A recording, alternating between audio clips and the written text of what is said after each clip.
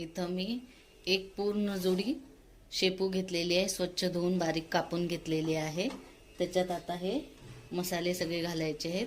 लाल तिखट, हळद, गरम मसाला, धने जिरे पावडर, मीठ आणि सफेद तीळ, थोडीशी बारीक चिरलेली कोथिंबीर घालायची आहे। आणि हे हिरवी मिरची, लसूण, आलं आणि जिरे पेस्ट केलेली आहे ती घालायची आहे। त्याच्यात 1 चमचा तेल घालायचं आहे। 2 मोठे चमचे तांदळाचं पीठ घालायचं आहे, म्हणजे वड्यांना कुरकुरीतपणा येतो। हे सगळं आधी मिक्स करून घेऊया। त्याच्यात 1 चमचा दही घालूया। त्याच्यात लागेल तसं बेसन घालून मऊ असं पीठ मळून घ्यायचं आहे। मऊ पीठ मळायचं आहे एकदम सैलसर।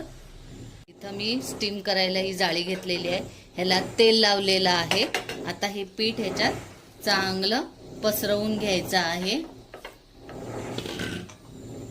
सगळीकडे व्यवस्थित पीठ थापून घेतलेलं आहे।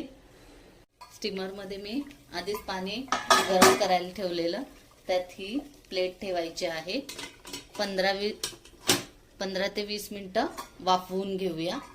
हे बघा, स्टीमला आता 20 मिनिटं झालेली आहेत। हे बघा,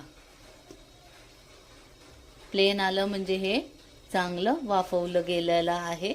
आता आपण हे बाहेर काढून 10 मिनिटं थंड करायला ठेवूया। हे थंड झालेलं आहे। आता आपण वड्या पाडूया। मी चौकोनी वड्या कट करत आहे। हे बघा, अशा दाखवते तुम्हाला। एक अशी चौकोनी वडी हे केलेली आहे। हे बघा, आता आपण तळायला घेऊया। हे बघा, तेल तापलेलं आहे, त्याच्यात अशा वड्या सोडायच्या आणि खरपूस तळून घ्यायच्या आहेत। हे बघा, दोन्ही साईडने खरपूस अशा तळून झालेल्या आहेत। हे बघा, हे बघा, कुरकुरीत अशी छान वडी तळलेली आहे।